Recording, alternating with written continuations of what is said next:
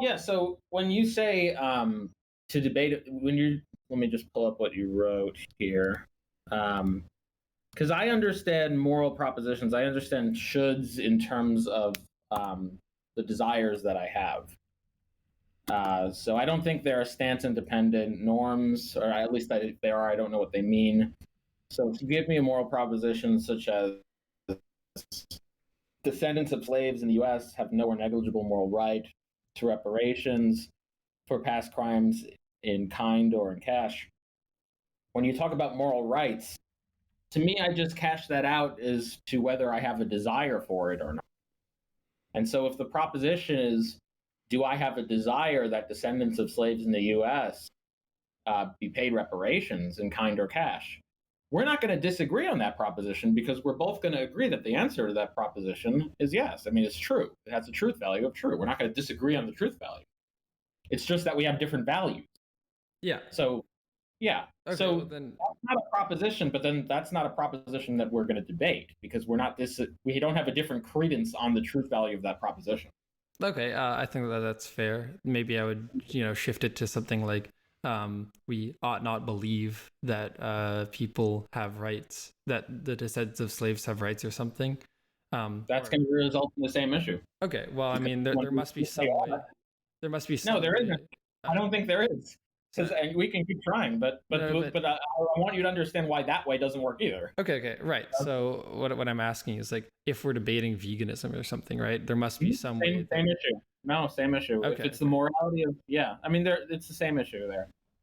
It's just, I'm happy to, for any moral proposition, I'm happy to have a conversation about it. I'm happy to debate it if someone thinks my values aren't what they are, because then we really would disagree on the truth value of the proposition. But if someone were to say, hey, we ought not kill, we ought kill animals, we ought kill a deer, for example, and I say, no, we ought not kill a deer, I don't think we're actually disagreeing. What we're doing is we're expressing our different values.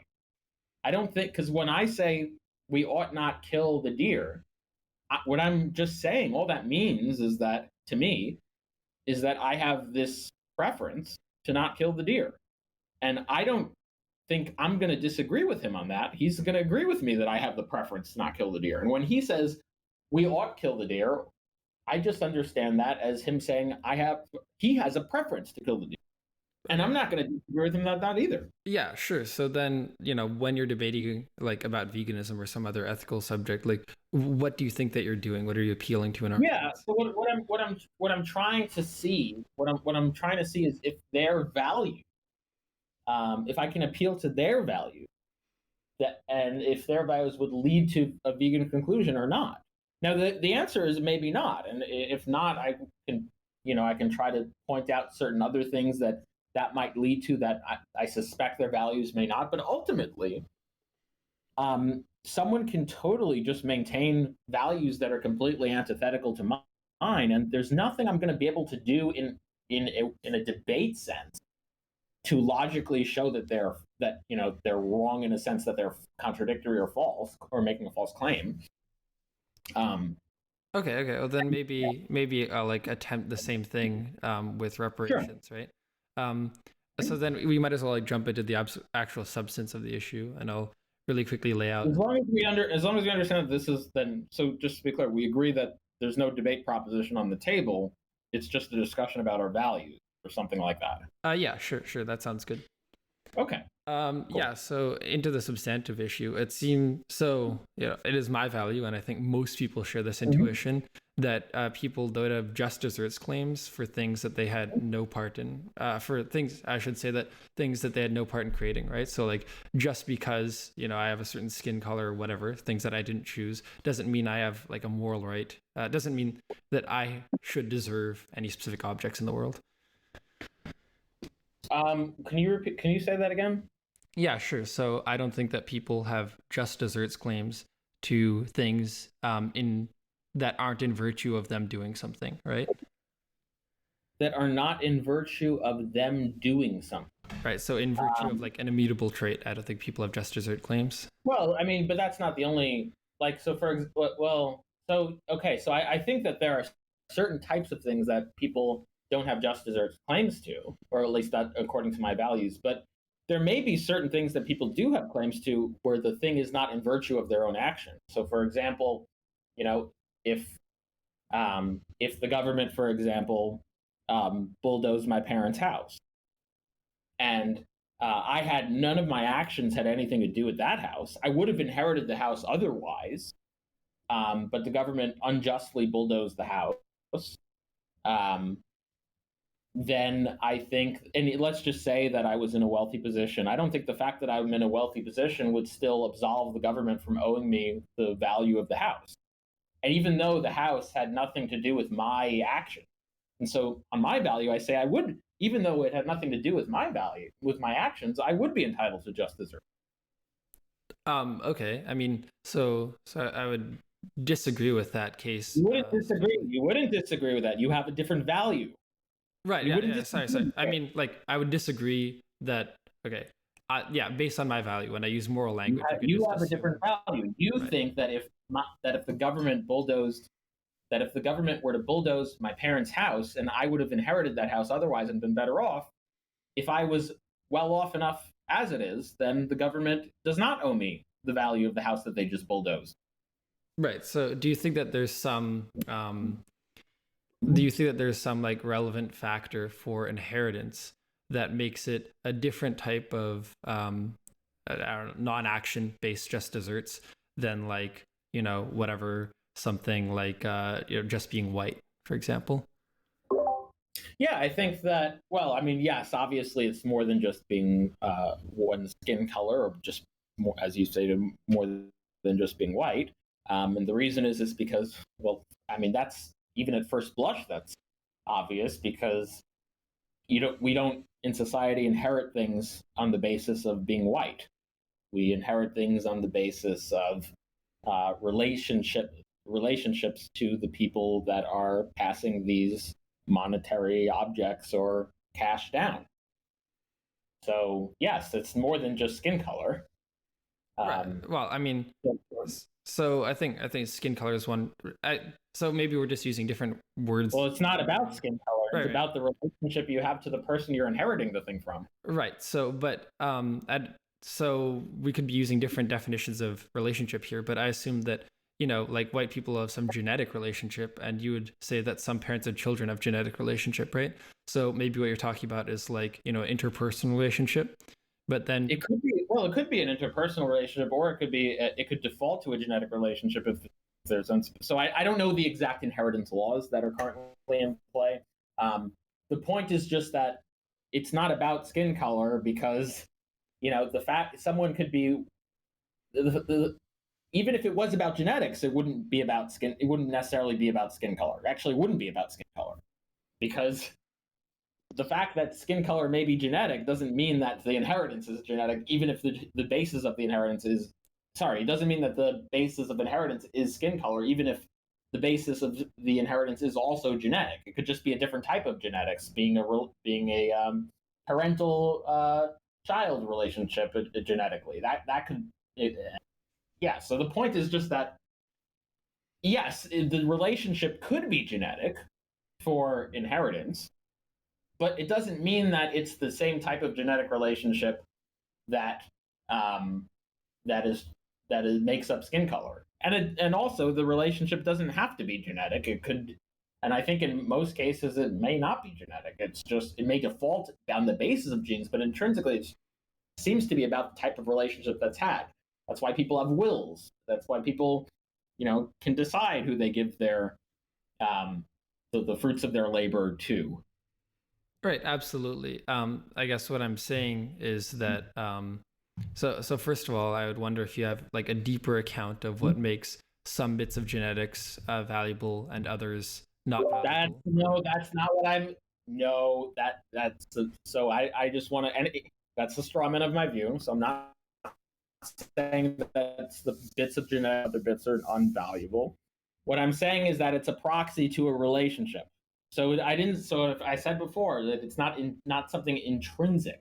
It's just it can be defaulted to try to proxy some type of relationship, which is the valuable thing. But the genetics themselves don't have intrinsic value, at least not on my view. Okay. So if and so if we're talking about like relationships being Mm-hmm. valuable in your view, then would you say that like it's somehow valuable to me if A has a relationship with B and B has a relationship with C? Um, then like that carries forward in some sense. Yeah, it's depending on the type of relationship it is, but yeah, it's the type. It's basically the type of relationship that answers the question of where you would have been otherwise. So my general view is that if if uh, if a parent works their ass off or whatnot, and they want to deliver over the fruits of their labor to another person, they have that right. They have the ability to pass on the fruits of their labor that they worked for to who they want. And if that person is their child, which it usually is, they have the right to give that over to their child, and their child would have been in a better position. It is usually in a better position when they get that inheritance. And if you unjustly interfere with that, what you're doing is you're interfering in a relationship which results in that individual being in a worse position that they otherwise would have been, even if it's not in virtue of anything the latter person did. And that's why the latter person is, on my view, entitled to just desserts. Because even if they're not in a bad position, the fact is that they would have been in a better position had you not interfered with that relationship that I think people have the right to engage in. Sure. So what I remain a little confused about is, do Mm-hmm. you think that the relevant thing? So is the relevant thing just the parent's choice, and the parents can choose literally whoever, or do you think that there's some qualification like having a personal relationship? I think the main no, I think the main thing. I mean, those may be important. I'm not sure exactly. I have a like a I've completely thought it out, but I think the main thing is just that that there is in place some um, relationship, and there is in place some choice, and we default to what the choice would be if that choice is not specified. But also that the point is that the main point is that by interfering in that process, that I think people have the right to do, you've placed someone in a worse position than they would have otherwise been at. And the conjunction of those things is what makes um, one entitled to just desserts. Right. On Yeah. That makes sense to me. So then mm-hmm. I would be I would be asking that like if some super wealthy landowner decided to give upon their death decided to give all of their wealth to like white people at large, you would think that that would be in some sense legitimate. um, if to white people, yeah, I mean, I think that they should have the that look. I mean, I find the choice. Don't I find the choice gross because I think that using skin color as there's something about it that I found gross. But I think what is more gross is to tell the person that he can't give his money to the people he wants to give his money to. Jesus. Okay, and what about in like would this also carry over to like buying and selling transactions? So would it be fair that I am like, you know, um, I want this to be sold, but only within the family, right? Only among my descendants.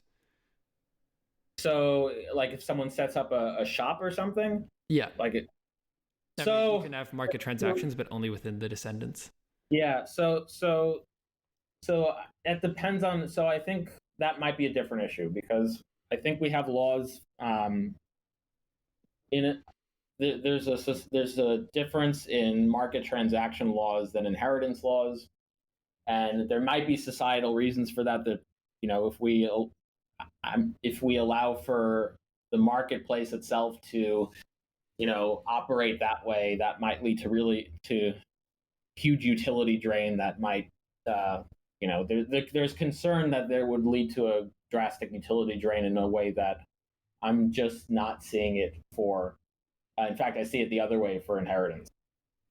So I mean, it's Right. I I mean, so to answer the question to answer the question, I don't share the same value for market trends for that type of behavior in market transactions in a society that has decided to not do that, and pass laws to not do that, especially in a society that has done that, then in a than inheritance in a society that has decided to do that. Yeah. Okay. All right. I suppose though you just might have a values disagreement at the base about whether or not like just in virtue of being born to a certain set of parents rather than another set of parents, which like Well, and well, just don't just like present the view with don't like try to present a weaker version of my view when you yeah we like might have a values disagreement. Okay. Well, I agree we have a values disagreement, but right. but the values disagreement is not coming. It's not coming down to just being born to certain parents. It's being born to certain parents, and there was a process that interrupted an inheritance pattern that we all agree people have the right to do, or at least the society at large agrees people have the right to do, such that they're an individual is now worse off than they would have been otherwise. Right. Do you think that does not entitle one to just desert? Yeah, I think it doesn't. But I mean, yeah, we don't and need that's what the value disagreement is. I think it does. Right, but we don't need to specify the interruption, right? Because I would assume that you'd say even if there's no interruption there, right? It's just like a parent giving their child land with absolutely no impediments, that there would still be the interruption. No, the interruption is the important thing here, because the interruption is what makes one responsible for it. Like the whole point of the whole point of the issue here is that what would have happened otherwise is there wouldn't have been an interruption, and this person would have been in a certain state. And because you've interrupted a process that, as a society, we've agreed is just, and people have the right to do, you've placed someone, the interruption has placed someone, the entity that has caused the interruption has placed someone at a worse position. So yes, of course the interruption is critical. Well, so the interruption is critical as to the question of whether or not there should be reparations from the interrupting party, right? But I don't think it's critical as to the question of whether or not the would-be receiver has a just desserts claim, because even without the interruption, we would say that they still deserve to have the land. They just also have the land, so there's no reparations necessary. Is that a fair characterization? I don't think so. I think because again, the just desserts is just a claim upon someone else, and so I don't think it just makes sense to have this I don't know what it means to have this univocal entitlement sense, where it's just like a non-relational one. If I'm entitled to something, I'm entitled. I take that to be like an entitlement claim of like a monetary or object claim or monetary claim is upon someone else. Like I have a right to someone else's stuff. Like this is a thing that you have. I have a right to that. It's relational, and so the one who's making the just desserts entitlement claim is saying like I have a right to this, which is that's the relation, and that in my view it's a right to the interrupter. The interrupter is the one that the individual has a just desserts claim on. Right. Yeah, I'm wondering if we have some difference of uses of just desserts, because when I say just desserts, I just mean that all else equal, the person should be in possession of the property, right? So that's not necessarily a claim on somebody else. All it's saying is that even if there was a tiny amount of utility derived from somebody else having the property, with a sufficiently small difference in utility, the person with the just desserts claim should still be in possession of the property. Does that make sense? Yeah, I mean, we might be using it differently. So what I by a just desserts claim, so for example, and I think I can spell the difference out here. So with like some examples. So if a tornado, right? If a tornado ended up, well, sorry, let me just okay. So for example, if a tornado bulldozed the house instead of the government bulldozing the house, I wouldn't say that the government owes this person that this person is entitled to just desserts. I wouldn't say that. I don't think the person is entitled to just desserts, because to me, the whole just desserts claim is upon someone else, or upon another entity. So it's just that it's a conjunction of things. So it's a conjunction of they are in a worse position that they would have been otherwise. And there is and the reason they're in a position that they would have been otherwise is because a person or entity has interrupted or has taken some action that we view as unjust upon them. In this case, it's interrupting this process of inheritance that we agree is that we have already agreed is something that, or at least this as a society, we've agreed that should be fine to happen. That's what I mean when I say just desserts. Right. Now, we may be using a word differently, but that's fine. We can use it differently as long as you understand what I mean when I use it. Right. Okay.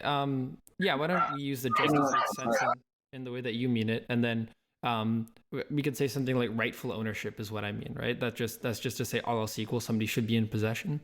So I think that just desserts, or then the way that you're using it, right, or the right to reparations or whatever, is a conjunction of rightful ownership to a piece of property and being alienated from that property by some other entity, right? Is that fair? Yeah, that's more fair. It's a conjunction of that you rightfully own it. You are and the reason you don't own it is because of an unjust action by another entity. Right. So then I guess what I want to talk about is the establishment of rightful ownership. So we would agree that rightful ownership, in your view, is in virtue of having some relationship to the previous owner in the case of inheritance, right? Yeah, I think so.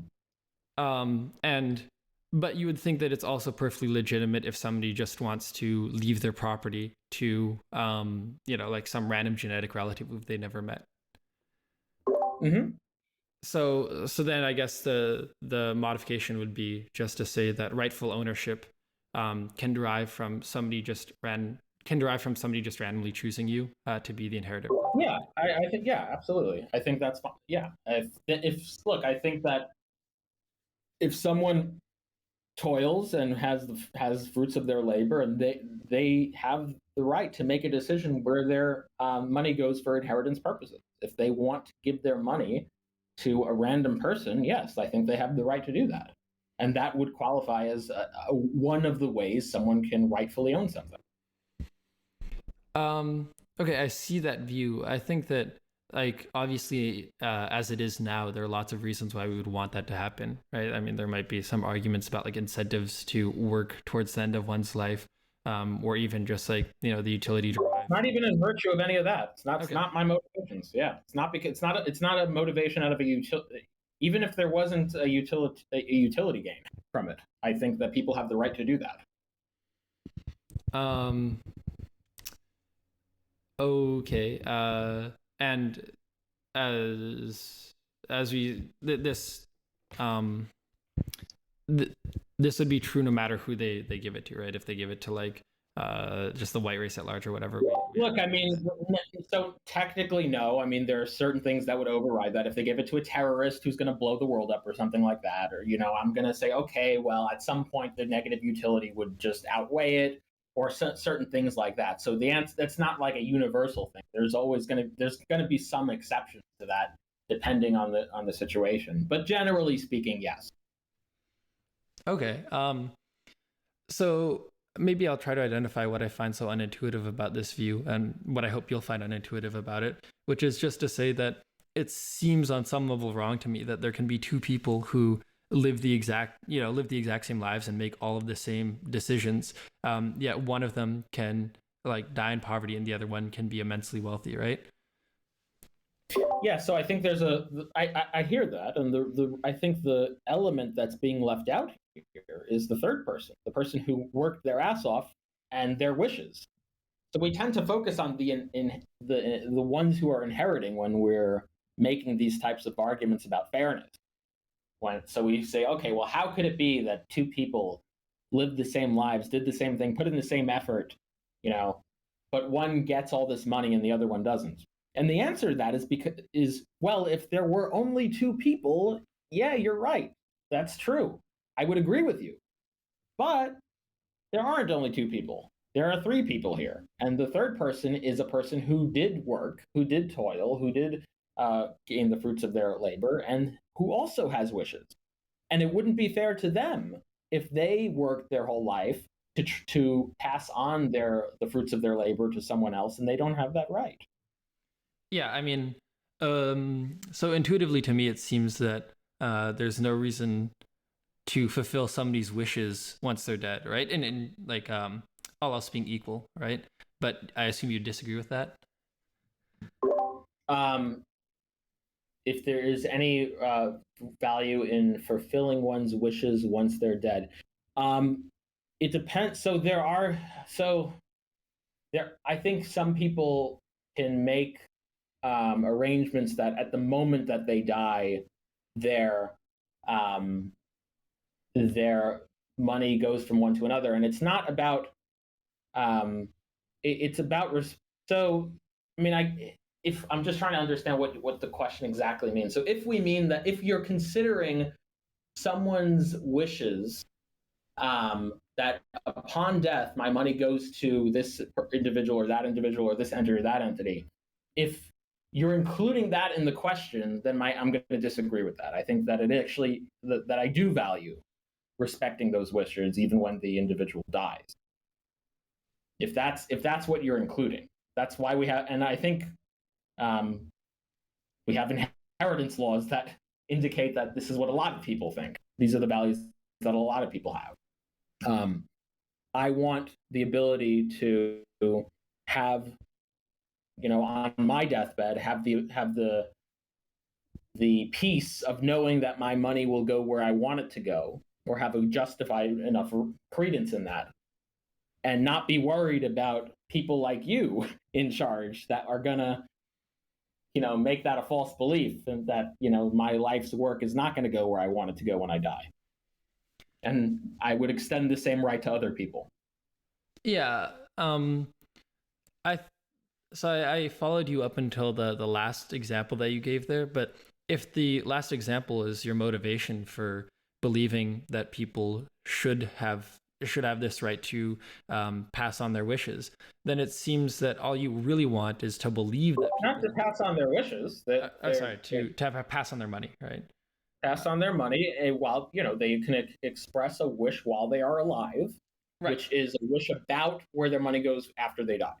Right. So if the grounds for this is because you want on your deathbed to think that your wishes will be fulfilled after your death, at least some wishes will be, it seems that what all you really want is to be convinced that this will happen, but you don't really care that. No, that's not true though. That's not what I want. I don't want to be convinced. I want it to actually be the case. Now, I might be I might be fooled. I grant you that I could have similar utility if I am fooled and deceived. But that's not what my value is. My value is not my utility that I gain while I'm deceived. My value is just about that it being the case. It's the same thing where, if you have a wife that's cheating on you, you can have just as much utility if you never find out that she's cheating. But what someone really wants is to know, or at least some people really want to know if she's cheating, and not just to be convinced that she's not. Or someone wants to know that she's not cheating, and not rather than to just be convinced that she's not. There's a difference in value there. Those are not the same values. Right. Okay. So I would take it that you then believe that things can be somehow morally significant to you, right? Like you could have moral desires or whatever that are never going to affect you. Yeah, I can have values that I can be completely. So I can have values in principle, and the pragmatics, it's possible that I can be completely confused and never know which way one is the other. That's true. But that doesn't change the values in principle that I have. So, for example, and just again, like in the cheating wife case, like it's possible that, I value having a wife that doesn't cheat on me, and that will never affect me because my wife is fucking 10 other dudes, and I just never find out. Like that's possible, and that doesn't, someone measuring, looking at my actions would not be able to tell any difference there. In terms of how I behave, in terms of how many times I smile, like they won't be able to tell any difference, but that doesn't change the fact that I still value what I value is not equivalent to being convinced my wife is not cheating. Yeah. What I value is different than that. Okay, so yeah, let's grant for now that the wishes of the dying are legitimate with respect to their inheritances and who they go to. Do you think that there's some limitation based on like a principle of equality on this, or do you think that it expands as far as you want, basically? No, like I said, there's going to be some type of utility-based limitation. It's just going to be in a threshold deontic way, so it's just going to require a lot of a utility drain to do it. So yes, the answer is that at some point there will be an exception, and the point at which the exception is going to be at a very large utility drain. Right. I'm so utility aside, what I'm asking about is assuming the utility of the world was exactly the same. Do you think that just because it would produce an incredibly unequal world, where people who have lived the exact same lives have very different outcomes, is that a reason? Are you saying okay? So are you by equal? So I was taking equalizing utility to include like things like distributions of utility for the sake of because population ethics is a different thing. Repugnant conclusion things, population ethics, that's all hard stuff, and I might not be sure at some point. So yeah, I mean, there might be a situation where you can say, okay, well, we change the equality of the utility to a certain degree that, even though the total utility is the same, there are some people who are really, really happy and other people that are just suffering miserably. Yeah, at that point, I might change my view there. I might say, okay, well, that override that concern. If I have a concern for equality of utility, that might at some point override it, but it's still going to operate in a threshold deontic way, where it's going to take not just a little bit of that, it's going to take quite a bit of that to override that. And so the onus will be on the person saying we're at that bar, not on the person saying we should respect the rights of people to do what they want with their own stuff. All right. Well, I think the question of whether or not there's some type of intergenerational rightful ownership based on wills is something that we might just have a fundamental values disagreement on. But we have a difference in values. We don't have a values disagreement. Right. Okay. Yeah. Sorry, I misspoke. We have a difference in values on. Yes. So granting that, it sounds to me that that your view is that there should be some chain of rightful possession or something, and that change should be interrupted by another body such that somebody would have a better life if not for the interruption. Is that fair characterization? Well, it's not that you may have misspoke. You said that the interruption should happen in your characterization. Yeah. I don't think the interruption should have happened. I think the interruption was the problem. Right. That it should not have happened. But a way of remediating the interruption that happened is reparation. It's to compensate the individuals who were deprived of what they were rightfully, what they ought to have been in possession of. Right. So, or they would have been otherwise. You would say that it's a necessary condition that the current generation of people would be better off if not for the interruption, right? Yeah, and I think, yes, and I acknowledge that there's going to be some individuals that the reverse holds true, or that doesn't hold true for. But on policy level, we do things generally by the average. Like if the overwhelming majority of people turned out to be in a worse position because their ancestors were enslaved, I don't think the fact that we might be able to find a small fringe group or some outliers that ended up not being in a worse position or even ended up being in a better position wouldn't ended up changing the overall policy that we're going to implement. At least that's how we do policy in general. Right. So I am not sure that even by and large the descendants of slaves are worse off in a world with slavery than in a world without slavery. All right. Okay, so that's just going to come down to an empirical discussion. So if you're convinced that slavery didn't actually impact individuals, like such that they're in a worse position on average, they're more likely to be in a worse position than they're in a better position and we cash that out in terms of like how wealthy they are, their monetary value, whatnot. Um, if you're in a position where, for example, you think they would not have been in possession of anything more or anything less, or if you think they would have been in possession of anything more of things more if not for slavery, then that's going to be an empirical disagreement. I think that look, I haven't done a deep dive on it, so full disclosure, I haven't done a deep dive, but I think that like my intuitions are very heavily in one direction here.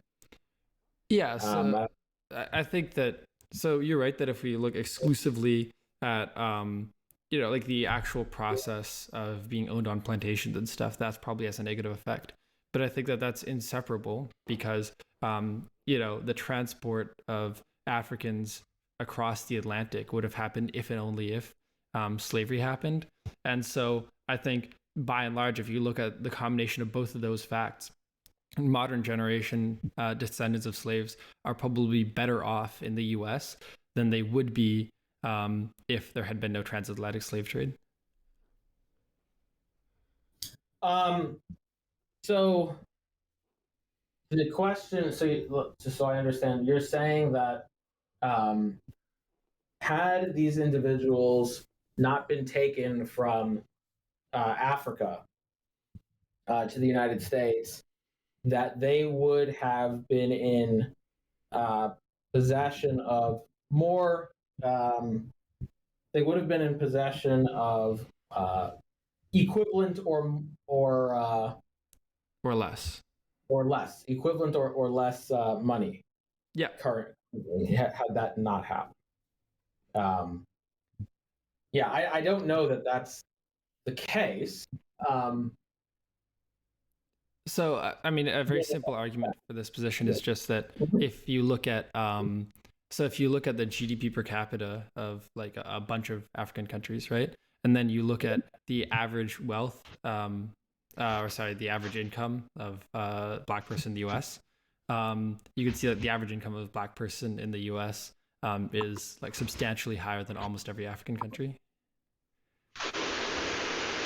Okay, so let's let me see. Okay, blah blah blah. Monthly pay, average monthly pay.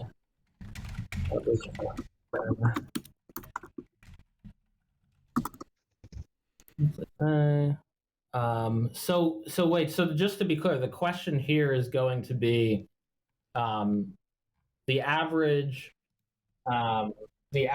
income for African countries compared to the average income of African Americans who were descendants of slaves in the United States, not just African Americans at large. Yeah, I mean, I might be wrong. My perception is that the descendants of slaves make up a majority of the Black Americans. So we just have to use the approximation because I'm not sure anybody's dug through and actually done like searched through every descendant of slaves. Is that true? Not that I know. No. Is it true that most current Black people in the United States are descendants of slaves? I don't know. I'll search it. Descendant from slaves.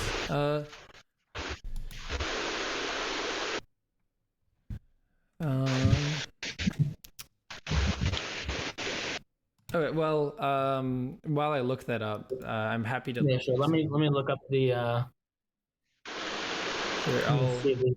I'll post in the chat for this voice chat the list of African countries by GDP purchasing power parity per capita, and then here is the median Black household income. Right, so of course you'd have to divide these probably by, actually one second, let me find individual income. That's probably better.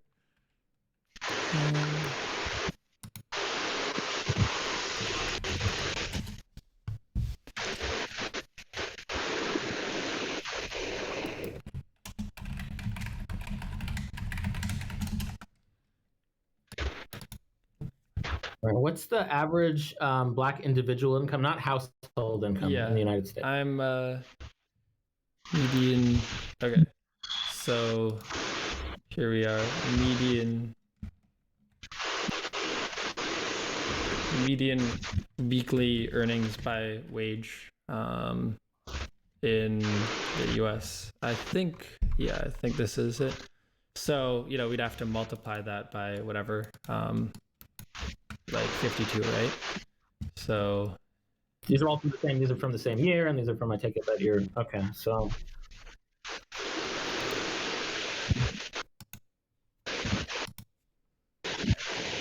okay, I'm looking at the demographics, American income. All right, this is from 2021 averages. Oh, so sorry, 1 second. I found something better. This is the median yearly income by race in the United States, individual. So here we can see Black, the average individual income is $48,000. Median income is $35,000, right? Is that household or individual? That's individual. The top one. Where is this being posted? It's in the text chat associated with this voice chat. It's the last link I posted. General chat?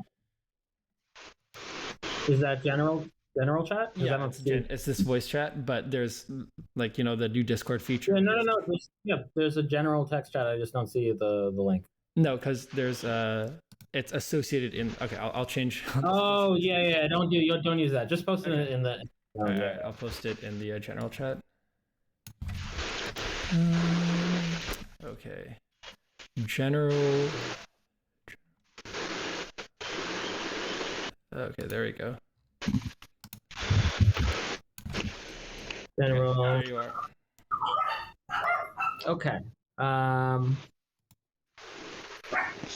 Let's see. Okay. So, wait, that's GDP. That's not what I was looking for. Let me see this. Oh, Black demographics. Yeah, this is the one I saw. Demographics. Okay. Yeah. So there are 3 links, and the third one gives you the yearly. 3 links. Okay. Then go to yearly. Individuals.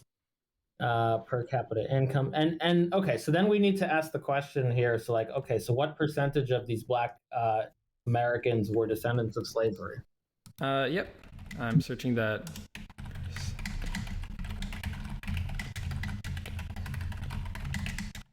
Okay, but just to address the okay, so there we go.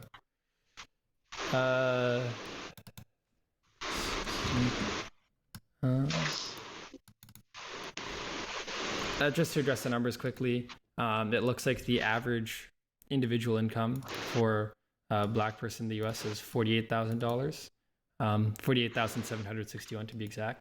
And as in this Wikipedia list, the highest GDP per capita purchasing power parity is $35,000, which is the Seychelles. But the vast majority of them are less than half of that. Well, the question I'm just asking for is the question I'm asking for as a proxy here is just that if these income numbers are representative of the people who are descended of slavery. Yeah. I'm looking into that at the moment, so I can't give you that answer while I'm just reading a Pew Research article on that.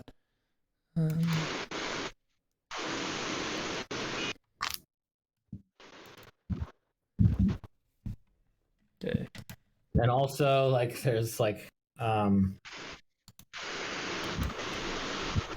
I mean, there's a number of things to consider. I'm acknowledging we're using proxies. I mean, this in itself may not tell us if they would have been more financially better off or not, but we can use certain proxies. Right. But I just want to know how, because here's the thing, where I stand is just that the action of enslaving parents, grandparents, or whatever, my default assumption is going to be that the descendants on average are going to be worse off. If there's some empirical reason to question that assumption, then then I'd be happy to grant that, okay, maybe they wouldn't have been worse off. And then the question is just, well, if the government bulldozes your parents' house, and it just turned out that had they not bulldozed your parents' house, you would have gone bankrupt. Does the government now owe you anything? And I have to think about that. Part of me is inclined to say that it still would owe you something, but I don't. But I'd have to think about that more. Right. But before we even do that, I just want to know if even the empirics are going to give me reason to question this assumption.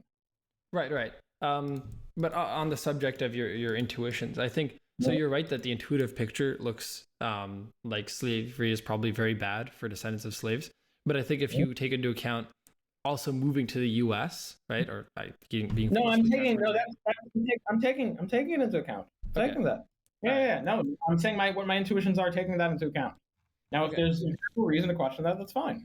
But I'm not convinced that what you've provided is an empirical reason to question that. Okay. Yet. Right.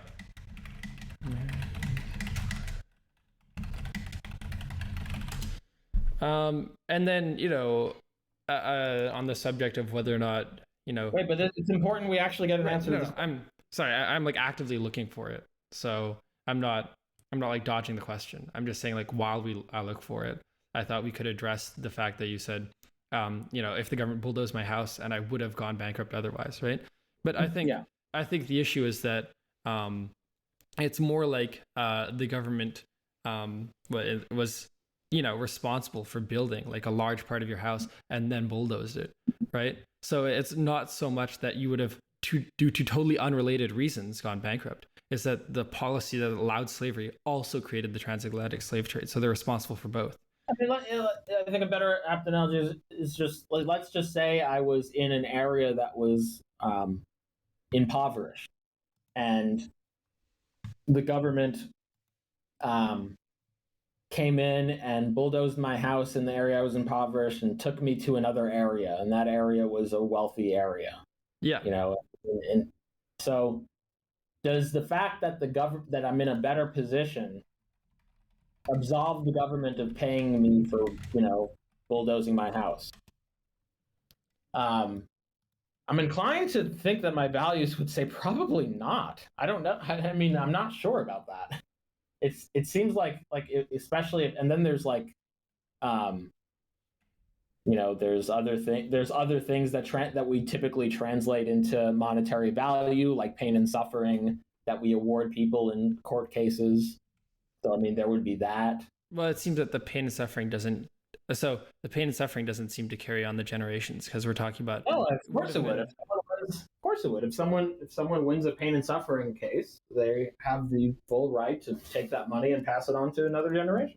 Well, no, because what we're saying is that the current generation, the original criteria that you gave was the current generation would be better off if not for the intervention, right? So if there's some recompense for the intervention. Yeah, no, I'm questioning. Oh, okay, that. I see. Yeah. Understood. I'm questioning if that accurately captures my. Because that's why I was wondering if the government were to bulldoze, if I were to live in an impoverished area, and the government were to just come in and bulldoze my house in the impoverished area, and then shackle me in chains and bring me to a more wealthy area, right? Does the fact that the government shackled me in chains, brought me to a wealthier area, now put me in a situation where I'm in a thriving area, does that somehow absolve them of paying for my house that they destroyed? So would you say that if the government pays reparations, even like forcibly transfers however many thousands of dollars into every Black person's account, that would resolve its? To be clear, that's not my position. Okay. Fair enough. I'm not saying that people be paid money on the basis of their skin color. Right. Yeah. Okay. So it does whatever your preferred reparations policy is forcibly. Mm-hmm. Then would the government have any further need to pay reparations, or would it be absolved? No, it would be absolved. Okay. And the reparations, the same thing as in the Holocaust. Like the reparations were paid. Right. So then maybe the question is, if the government destroys my house and then forcibly takes me to a wealthier part of a town where I have better opportunities, Yeah. then how does that not count as reparations? Yeah, I know. Yeah, it wouldn't. Yeah, well, so um, so the how does it? Because that's part of So um, what reparations are to me are a form of monetary compensation for a debt that is owed, and the question I had is the fact that in the process of destroying something that I had, the government ended up doing something that inadvertently resulted in me being in a better situation. Does that count against the debt? And I'm thinking no. I'm thinking it doesn't. So And if it doesn't, that's not going to be part of the reparations. Surely not. right, what I'm asking specifically Mhm. is um uh what the difference between that and reparations is, and would you say that the difference is the Yeah. intentionality behind the action? Yes. I mean, I think that might be part of it. I haven't thought about that clearly, but there's something that it seems like they're definitely different. It seems like it's not like a question about like, well, is it really that different? Like, yeah, it seems really different. I'm not sure exactly why. It could be that there's an intentionality difference. It could be that, what the purpose is. That might not, there might be counterexamples to just saying intentionality, but that captures it a lot more than just, I think that captures it more than just where you would have been alone. Right. Okay, so maybe let's drill down on this a little bit and say, Mhm. imagine a world where everybody who was below the poverty line happened to be descendants of slaves, and then the government Mhm. decided they're going to give everybody below the poverty line some massive injection of money that happens to be equal to the debt owed. You would say that the debt is paid or not paid? And the reason they gave them that money was reparations. No, it was just general welfare policy. They think it's probably like good for the Oh, economy no, or something. no, no, that's no, because then because well, no, I would not say that. Okay, so it would seem then that really intentionality is Yeah, I maybe think the only thing. yeah. Yeah. Like for example, so if I think it does because and I think that's how we do things in a lot of our transactions. So for example, if I go to my landlord, right, and I pay the landlord $1,000, and I say, hey, listen, this is a gift. Like this is a $1,000 gift. Take it. Um, can I then go to my landlord and say, wait a minute, I owe you $1,000 less in rent now? And the landlord's like, wait a minute, what the hell? You told me that was a gift. And then I started saying, well, what's really the difference between that gift and me paying my rent? Because like it's the same amount of monetary difference, isn't it? Like if we add the books up. So yeah, I think how we handle ourselves in transactions, I think what the transaction is for, like, matters. I don't know if intention best captures that, but there's clearly something about just it's clearly not just about a transfer of money per se. There's something added to the transfer of money such that in one case I can say that there's $1,000 off my rent, namely when I paid $1,000 towards my rent, versus a gift that I give to my landlord, and my landlord is $1,000 richer, but I don't think that should absolve me of $1,000 of rent.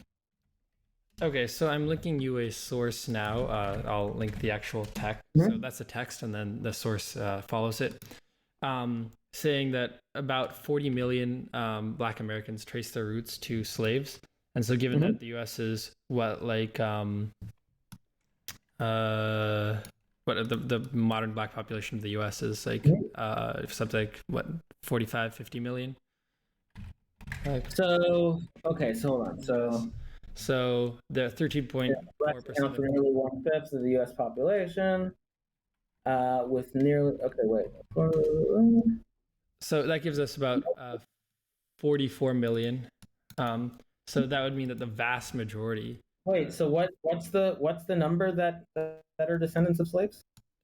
40 million. 40 million are descendants of slaves. Well, it uses slightly different wordings, but I would take it to mean the same thing. It says 40 million U.S. born blacks trace their roots to this population, meaning U.S. slaves. Let me see. Hold on. Where is it? Trace Okay. Today, most of the nation's 40 million vectors. Most of the nation's 40 million US. Like, wait, that's not saying 40 million trace those. That's a misreading. That's a misreading of your text. You're right. Yeah. That's actually a huge misreading of your text. Okay. Well, I mean, that makes a difference between like 99% and it could be 51%, for all you know. Right. Okay. So let's say most then. But I also don't know how they're getting most. Like, where are they getting that from? I'm unsure. I mean, it doesn't seem like that. Well, I'm not sure. I'm not going to be able to produce like the methodology. I just think that like. Well, you can. Well, sure you can. It's listed right here. Where? In the paper you linked. It's a survey. Right. Okay. So I mean, it's from Pew Research Center. That's what they do. Right. So it sounds like they ask people. But right? They also have enough. Well, wait a minute. So now you're just trying to recapitulate methodology. Before, as you said, you couldn't, and I'm just pointing out to you that you can. Right. I thought when you talked about methodology, you meant like more specifically, like how they did their sampling or something, right? I don't know how they did that. Of course. What I'm looking for. Yeah. What I'm just looking for ultimately is, I want to know if your proxy is doing a good job at answering my question, and I'm not convinced that it is, because I'm not convinced that the overwhelming majority of the population you've chosen is representative of what I'm trying to proxy. And then your response to that is 40 out of 44 million. Now we've found out that that's just a misreading of the text. Yep. But it just says most. Now, so that undercuts it. It weakens it. It might still be somewhat of a proxy. It might not be. It may or may not be adequate. I don't know. Even if we take most for granted. But what I want to know is, how do we even know most? Is that just?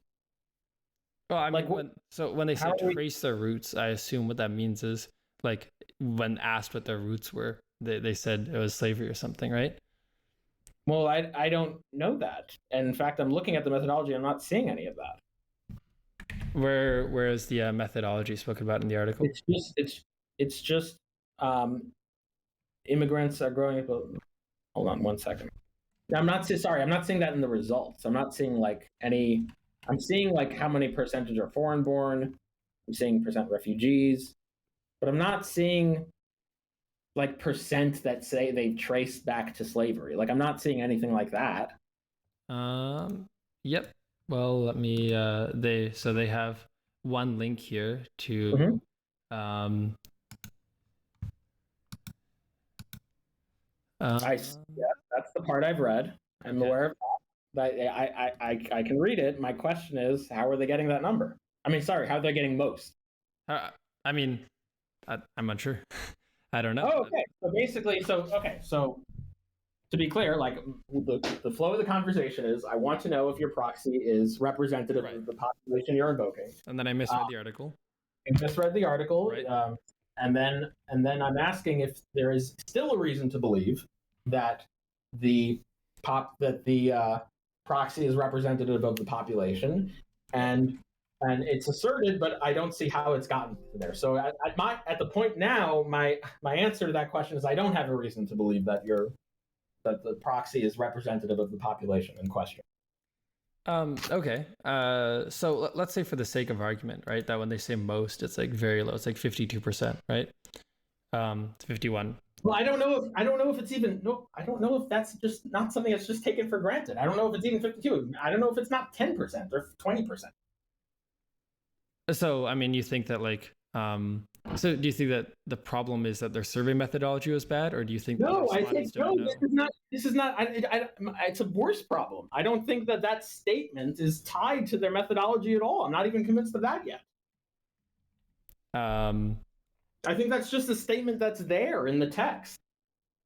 I don't think that there's any. I'm not convinced there's anything in the methodology that justifies that statement. Oh yeah, so you would not assume that like a Pew Research article would have a method, would make claims that were justified, or would only make claims that are justified by methodology? No, I would not. Okay. Of course not. Would you? Yeah, I mean, it's Pew Research. I think that they would probably not make Wait, ungrounded claims. wait.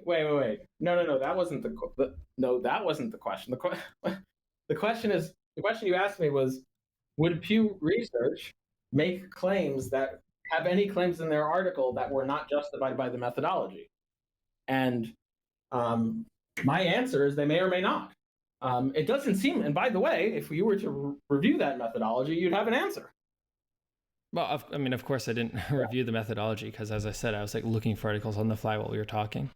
So, I didn't have a chance to review the methodology of this article. But what I'm saying, when I say the methodology, I mean like whatever methodology they used to come to. All right, the reference. Someone's helping us already, so let's just get to the truth. Sure. Okay, so all of this is coming from blah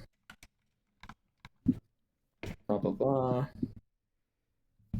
Okay, actually, I mean, I found a better source here. So I just linked in chat above I'm sorry's message, right?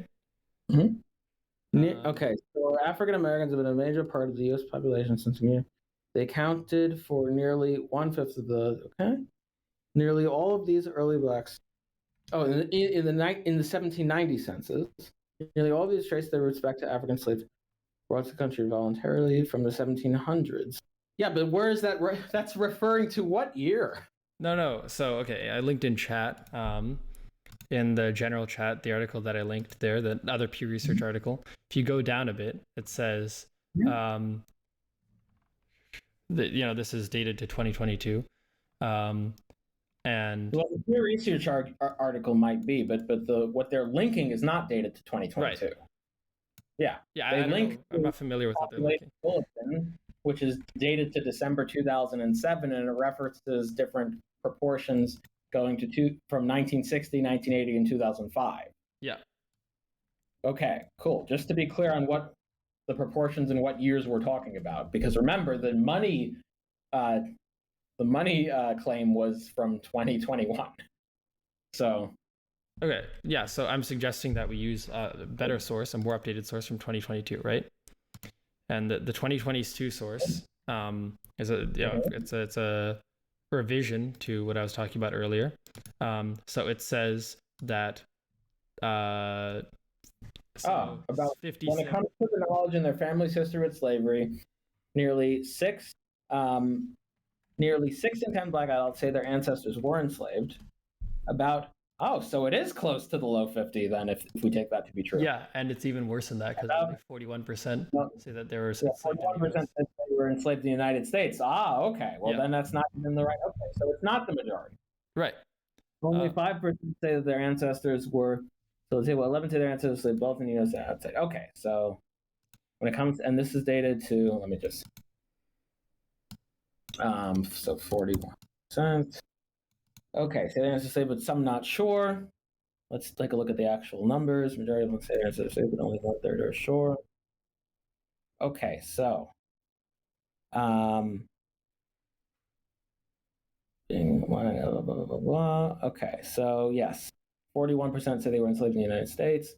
Only 5% say that their ancestors were enslaved. Okay, so it seems like so the minority of Black people, so the minority of that population that you're referencing would actually even make the claim, let alone have their claim be true, by the way, would even make the claim that the United States has enslaved their ancestors.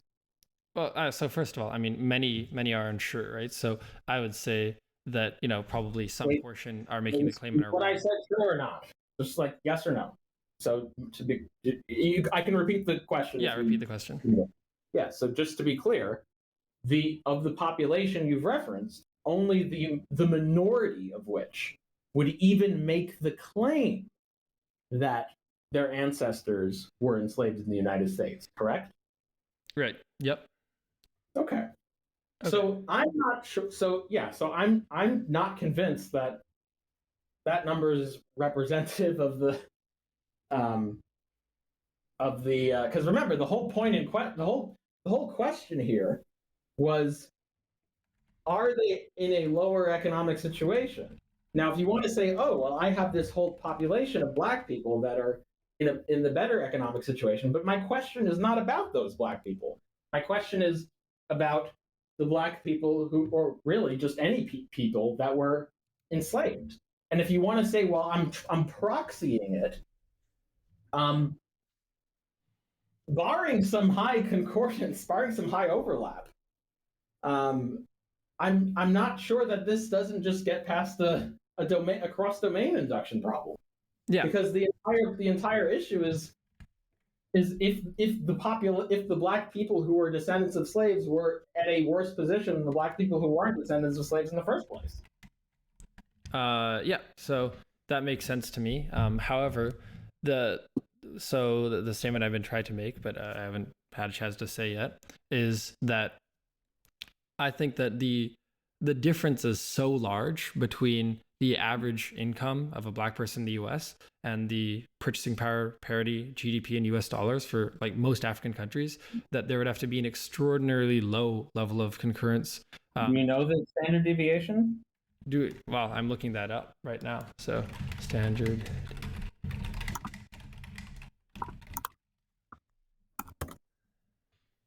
Well, why? I mean, I'll just say that I would just encourage you to have those numbers and look it up before confidently making those assertions. But that's just a point in process. Yeah, I mean, fair enough. I mean, so as you were saying, you're comfort. Remember, when I presented my intuitions, I told you that I didn't have the data, but they're my intuitions. I didn't confidently assert this fact. I said, like, okay, I was fair enough to do that. Okay, well, fair enough. Then in retrospect, it's my intuition that the standard deviation is not high enough to account for this difference. Sure.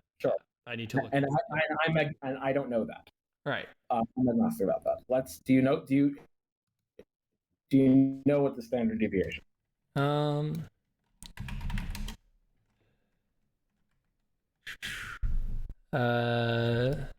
It's in.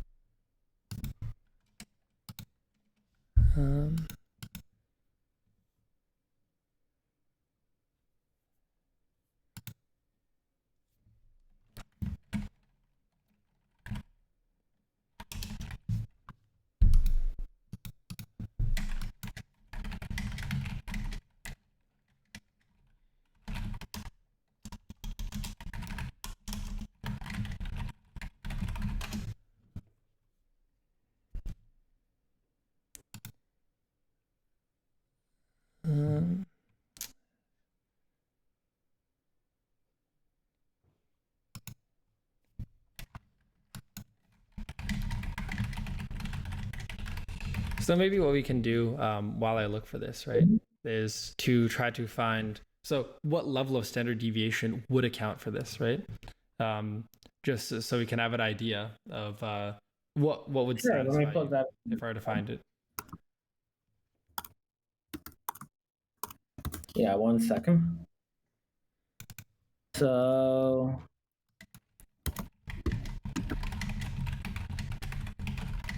okay, what was the average income in it was $48,000. That's $48,000. Yeah. No, African. Oh, African. Yeah. There isn't one single number here, but let's pick the highest one, which would be $35,000 as individual income. Yeah. Okay. Well, that's the GDP purchasing power parity per capita. Well, I want to compare apples to apples. Okay. Let's just compare common units. So, Africa. So the average monthly salary. Let's say, let me. $758. Yeah, it says $750. Actually, I get $758 per month, right? Yeah, but, so that's I don't know. I don't know if this source is trustworthy. Yeah. Just working. I mean, we get. Yeah, sure. Well, let's use that for now. And in the United States, what was it? 48. 48,000, yeah, per year. 48 per year. Okay. Okay, and then tidbits. Sure. So what standard deviation do we need? Blah blah blah.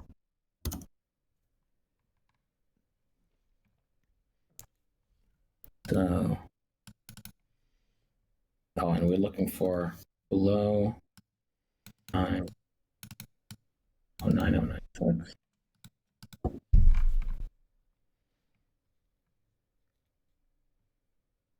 Okay.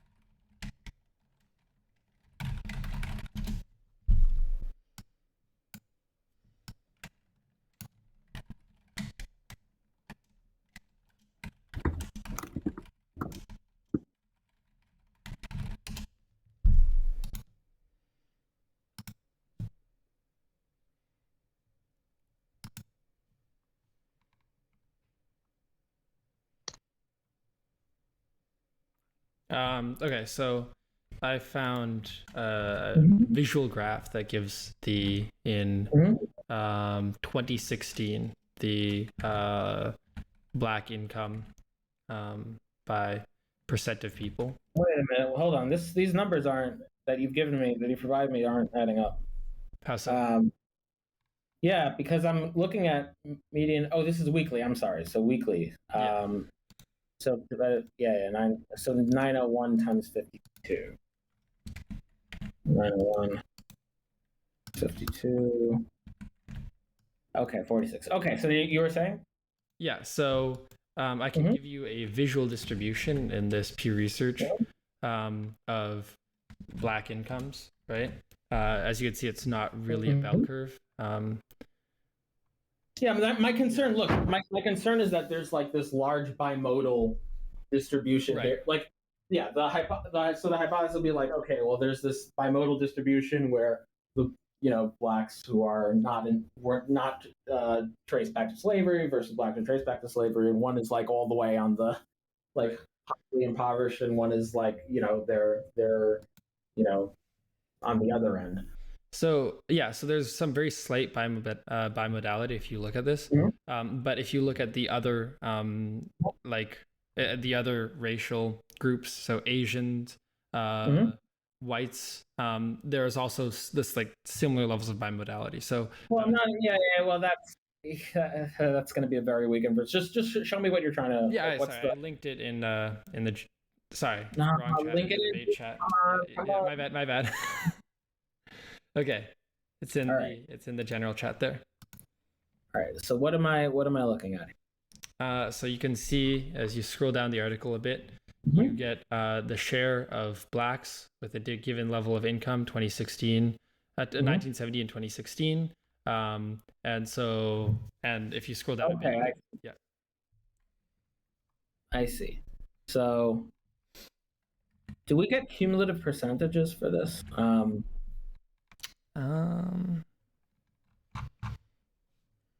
Just curious.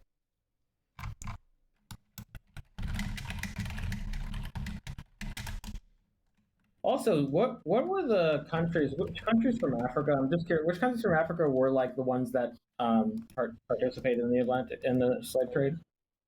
That in the slave trade, I think it was mostly Western Africa, right? Okay.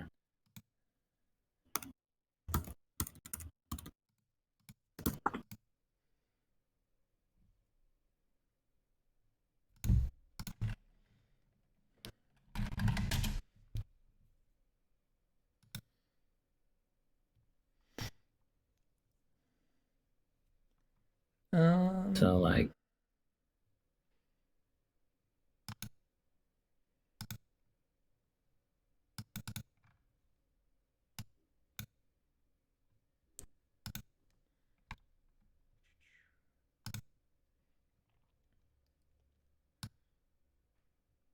So, one second. Let me. I found another tool here, so we should be able to find what the 41st centile of black income is, right? But of course, that doesn't really help us. That doesn't answer the question. Yeah. Um, I mean, we could move. I mean, look, we could table. I can tell this is going to take a decent amount of work. yeah. Right. We can table that and figure out the empirics at a later time, if you want to have like the philosophical discussion.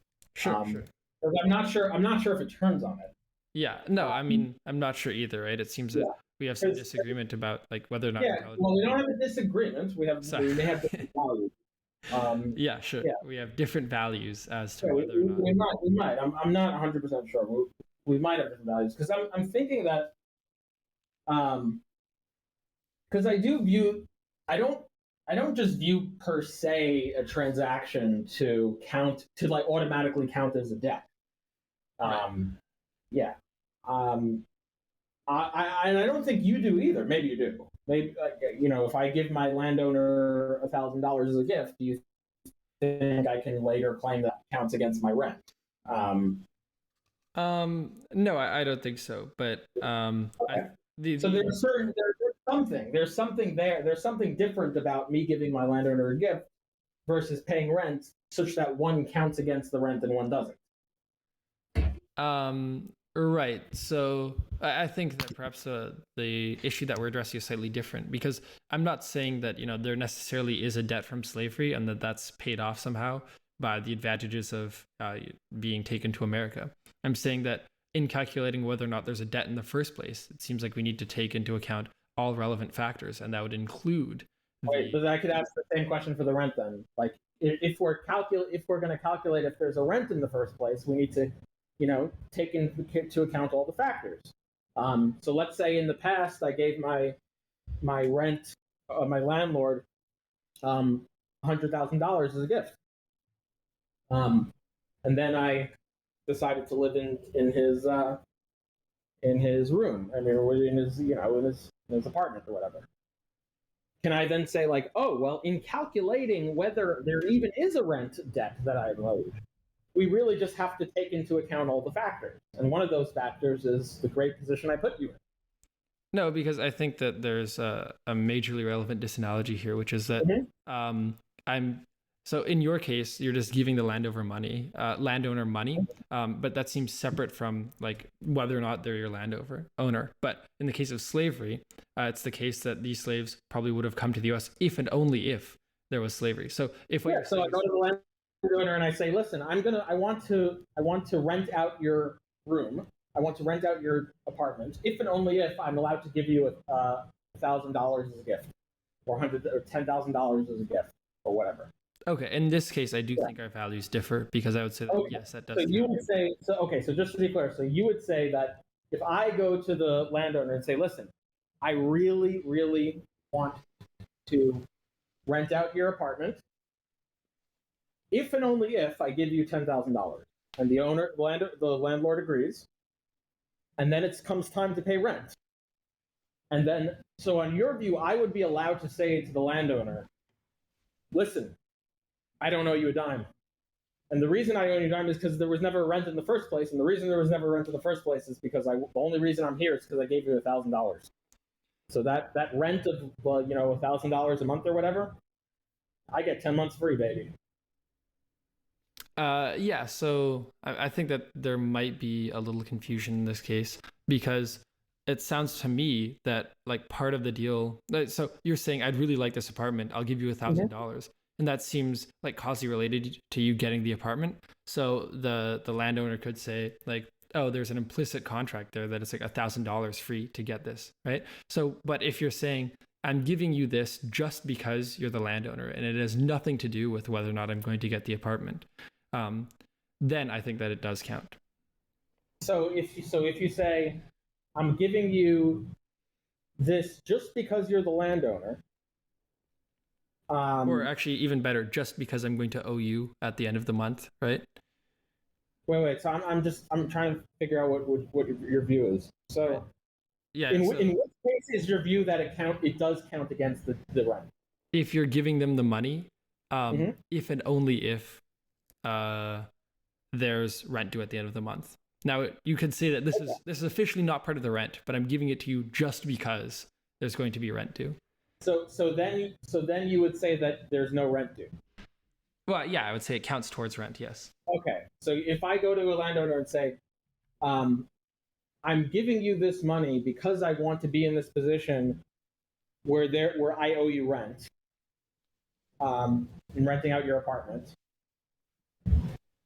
When the rent comes, when rent day comes, I don't have to pay the landowner on your view. Well, so I think that turns into the prior issue where, in your case, there might be some implicit understanding that this is like a fee to create favors. What did I not dial in?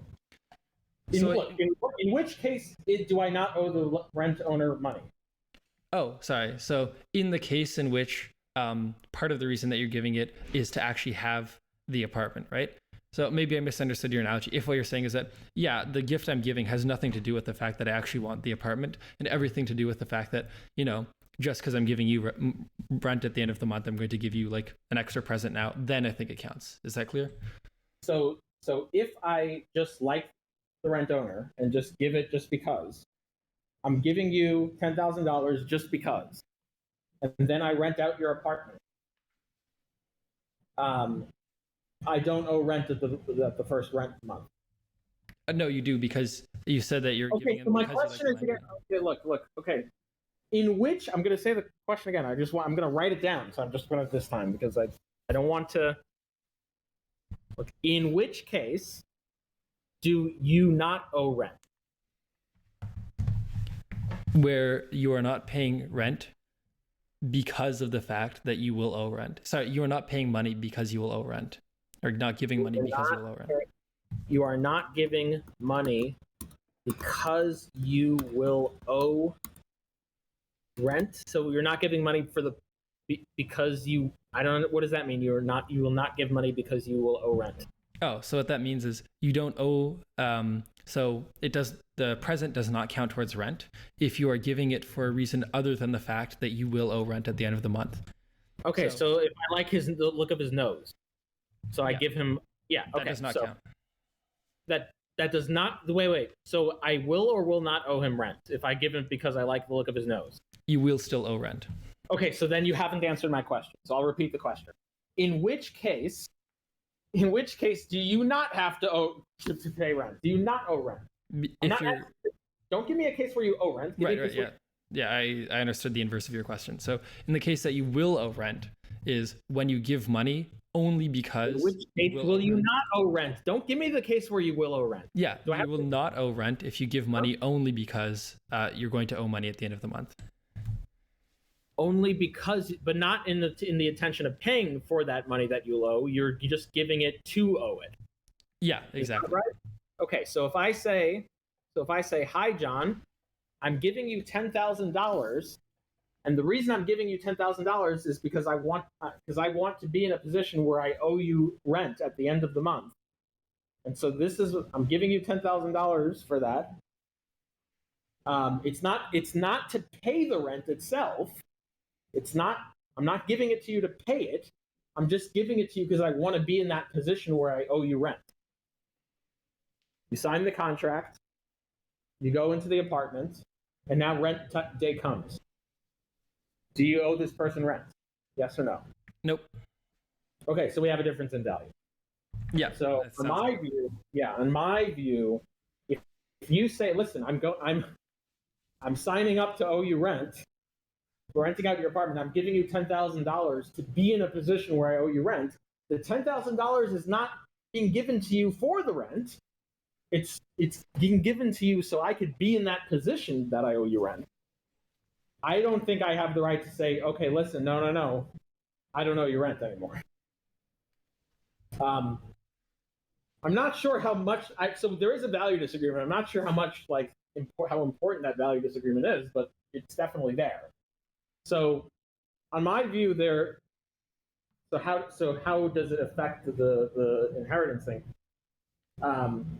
Yeah, I mean, on my view, just being in a better position or just the transfer of money for a given thing doesn't just absolve one of one's debts. Like to be in the position of a given thing doesn't absolve one of one's debts. So if I end up putting someone in a better position, in a better financial position than they would have been otherwise, in order to enslave them, I don't think that, and in that enslaving, I don't think that absolves me, or I don't think that counts against the debts of like a pain and suffering charge that they could levy at. Right? Well, so sorry, wait a second. Since we're talking about it, so your view is that the actual suffering also the amount that would be awarded to suffering should also carry down through the generations. Oh yeah, absolutely, yes. Okay, all right. I think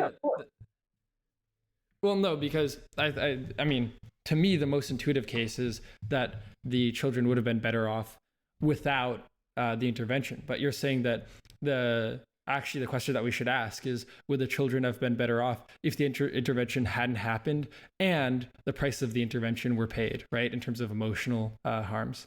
Well, yeah, I mean, that's subsumed under would I just subsume all of that under would have been better off, because I see what you're saying. No, I understand the difference now. Yeah. So yes, because in making them better, what you've done is you've also incurred unpaid. You've imposed upon them unpaid things in the process. So, like, you've caused them pain and suffering that normal people would have been able to recompense, but they're not, because they were enslaved. You've made them labor that they weren't able to be paid for, but now they normal. If they were in any other position, they would have reaped some rewards of their labor. So all of that is not being counted in, and I would count that in. All right, so maybe where the values difference. So, okay, actually, what I should address here is the question of why I think that they're different. And it's the reason I think they're different is it's quite clear to me that financial assets can pass through generations, but pain and suffering can't. So, if my parents experienced a great deal of pain and suffering, I don't think that gives me... No, to be clear, that's not my view either. My view is not that pain and suffering passes through generations. My view is that if we were to justly monetize the injustices that were done, that would pass on. So, for example, if someone were to torture someone else, had the just thing happened, they would have been recompensed. They would have been given money, and that money would have passed down. So I'm not trying to say that what's being passed down here is pain and suffering. I'm saying there is an abstract calculation of monetary value that these people were owed, and had they had what they were owed, they would have passed that down. So the amount of money that they would have passed down is larger than just their average income that they would have had. So that discrepancy that's not there, basically.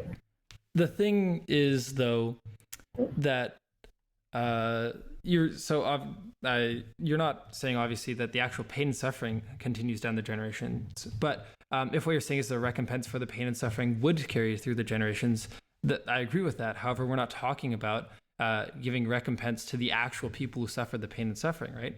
So I think that time has passed. So I don't really see why the recompense that would have happened should be because that's given to the children. Yeah, my view is that what justly be passed down are the things includes the things that the individuals ought have owed, and I think that they ought have been owed compensation for their pain and suffering, of course.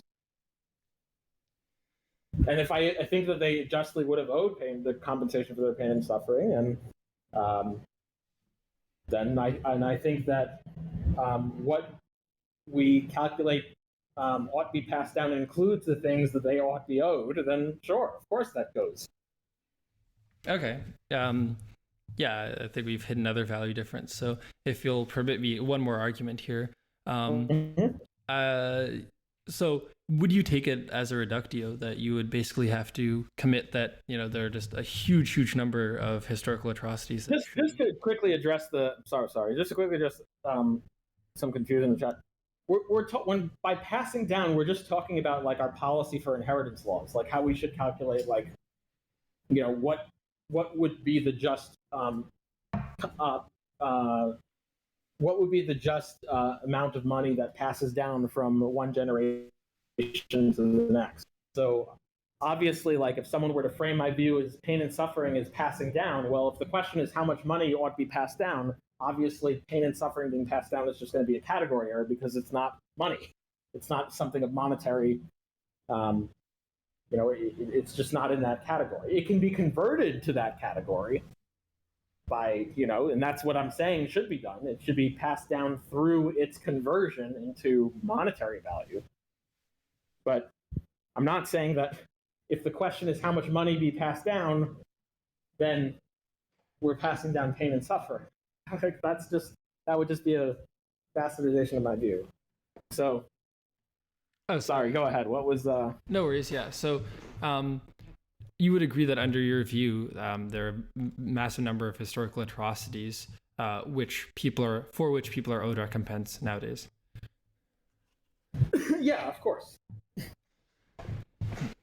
And many of which have been recompensed, many of which have not. I think we should try to do that where possible. Right. So, for example, it would be your view that, like the Christian Church should give recompense to, if possible, the descendants of the Crusades. Yeah, I mean, in principle, yes. Now, look, there's going to be some sort of, if we, at some point there's going to be limits to that. So I don't know exactly where those limits are. So you can ask me, well, how many generations do you go back? Do you continue that all the way down? At some point, I'm not sure when, but at some point I'd be like, okay, like for whatever reasons, like, okay, this is like so far generationally past that it's like, I don't know whether it's just a practical limitation or a principle limitation, but it's probably not going to be my view. I'm not sure if the Crusades are at that point or not, but I am pretty sure that slavery is not at that point. Right. So, yeah. But let's talk quickly about. In principle, sure. Like in principle, like, if it's the same, like if it's the same church and it's the same, it's this. We had some way of doing all of this practically, then sure. So to be clear, you would say that it's a practical limitation, not a principle one. Yeah, I think the limitation. I think there may be some element of a principle limitation, but I haven't explored that.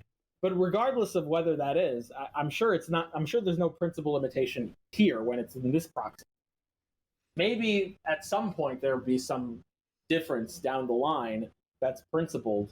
If you go back enough generations and enough different iterations of, where the organization transforms into different organizations and breaks apart and everything happens, maybe it will be beyond some type of practical limitation.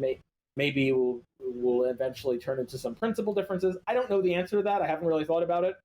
But regardless, that's not what's going on in this case.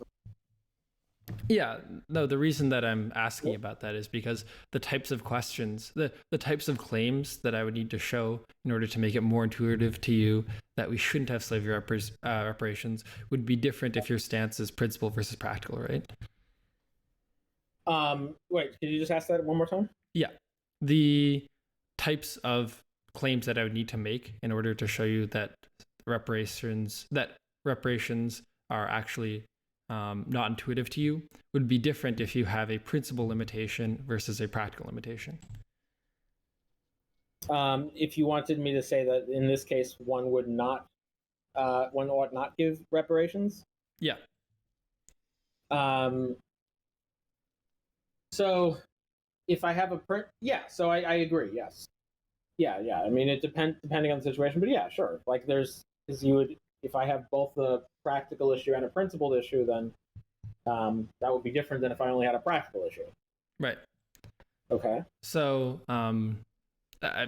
if you don't have like strong thoughts on the matter, that's fine. We can drop it. But if you're open to exploring a little bit, I'm not asking you to name like a specific point, but what types of considerations would go? Would you just say purely like how many generations matters, or would it? Well, be I mean, no, like... that was one thing. Proximity, temporal proximity was one thing. Other things may be, the differences in nature of the entity that's owed things. Maybe, I don't know. I'd have to think about it more, actually. Before, like, there are certain variables that matter, and if you scale up those variables enough, like, maybe that would change things. I'm not sure. But the point is just that regardless of how much I know on this or not, regardless of what answer I give you, it's clear to me in this case that that's not what we're talking about.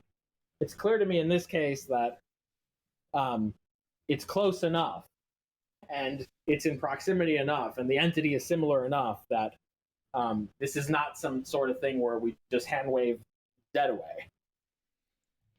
Right.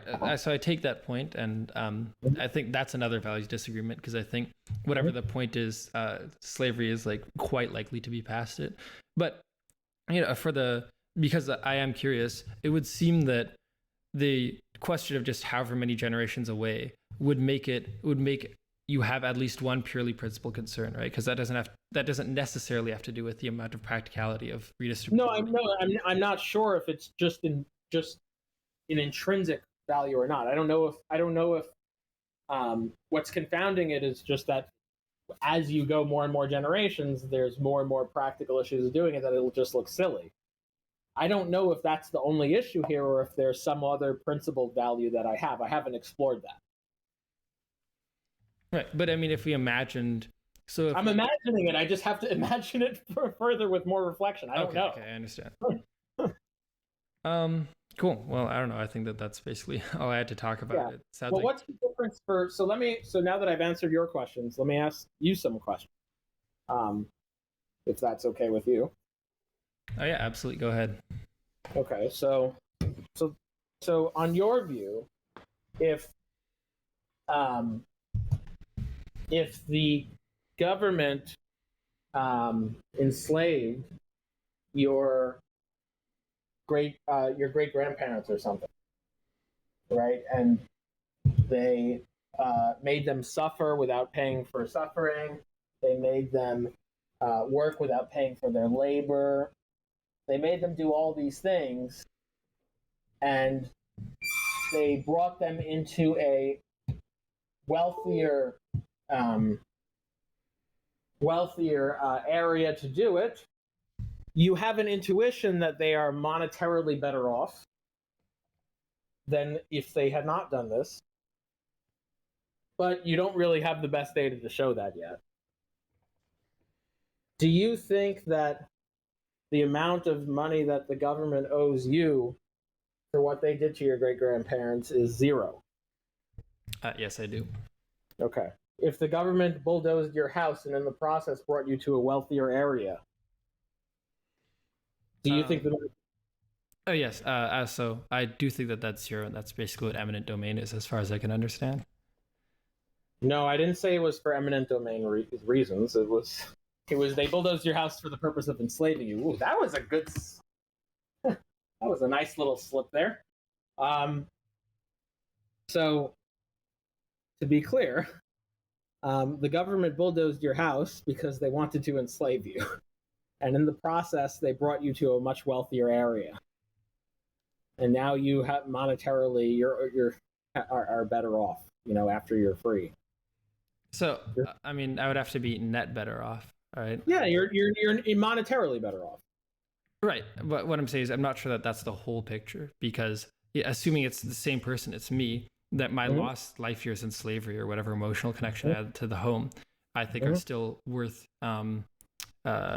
me getting back. Oh, I see. So let's say it wasn't worth it, but you now you are dead, but you have a child. Are they owed nothing? Yeah, if they're net better off financially, Yeah. they're owed nothing. Okay, so we just have different values there. No, not just if they're net. Well, okay, so and let's say you didn't know if they were net better. You have an intuition, because that's the case here. You don't know that they're net better off financially. You have an intuition, and you haven't really provided the data to show that yet. So with the position we're on right now is you have an intuition.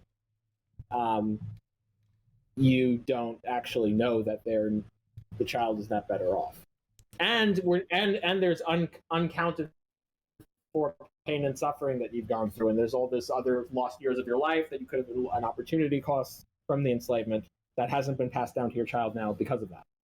Yeah, so I would say my child is not owed anything, and I'll take it one step further, which is to say that I think even if there was just no intuition either way, I would say that the burden would be on the person showing that it has a negative effect on my child, right? So you'd have to have intuition the other way. Yeah, so then we just have very different values. Yeah. Okay. It's the value difference. It's not a disagreement. Well, there might be some disagreement on empirics. So the only disagreements on empirics thing. One thing I would just say is that I think the only criticism in terms of empirics I think you have a tendency of stating things as fact before you've done the digging. Like, for example, and you acknowledge that after, but or how in that misreading, for example, the 40, there's a big difference between 41% and 40 million out of 44 million in terms of, but also just so that general thing. And then, but mostly I think it's just the value difference, which is why I said in the beginning of our conversation that I didn't think the discussion would be that interesting because of the nature of moral propositions and how that they just cash down into some different values. But you agree that someone with my values, it would follow that we ought that the value of money that is owed to the descendants of slavery is not zero. Yeah. So I would agree to that. Okay. The reason I wanted to speak about it is because I think a lot of people have at least one of the three intuitions that's relevant, right? So any of the three intuitions will do to make you think that slavery is that reparations are not owed, right? The first one is that you just don't have a right to inheritance. You don't have a just desserts right. You might have some other right based on like utility or something, right? But there's nothing beyond utility there. That's one possible reason. Another possible reason is that you think that empirics pending, but if you think that whatever the like landlord example counts towards rent, or similarly that being taken across the ocean counts towards rent. And the third intuition is that if you think that neither of those are true, but actually there is a cutoff date, and that cutoff date is like sooner than slavery happened. And I was hoping that maybe you and I would share one of those three intuitions, which would make it so. Oh no, yeah, I don't think I don't. So I know that I don't share those intuitions. I do. I'm not sure how many people share any of the intuitions that you're positing. I don't know the answer to that. I don't pretend to know the answer to that. But I know that I mean, as I predicted, it's just a difference in values. All right. Well, fair enough. It's been a pleasure talking to you. Thank you. Yeah, for sure.